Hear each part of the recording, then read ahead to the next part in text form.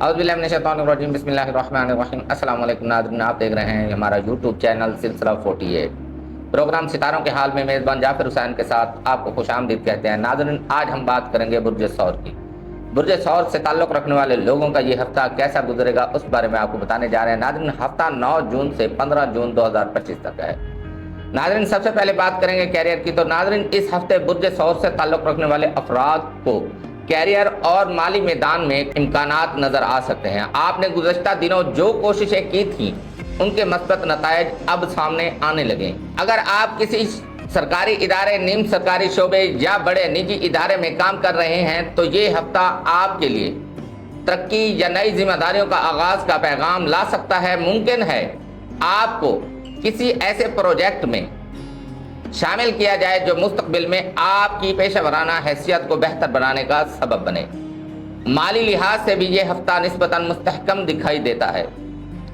नाज़रीन, कारोबारी अफराद के लिए ये वक्त पुराने राब्ता को दोबारा फ़आल करने का है। कुछ ऐसे क्लाइंट्स या पार्टनर्स जिनसे राब्ता टूट चुका था वो दोबारा मुतवज्जा हो सकते हैं। आपकी कारोबारी हिकमत अमली और मालियाती मनसूबा बंदी इस हफ्ते कामयाब रहेगी।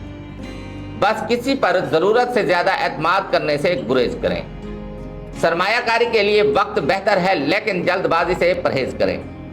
नाज़रीन, जज्बात और एहसासात के बारे में बात करें तो नाज़रीन, जज्बाती और रिश्तों के मामलात में ये हफ्ता बुर्ज सौर के अफराद के लिए कुछ चैलेंजेस और सीखने के मौके लाएगा।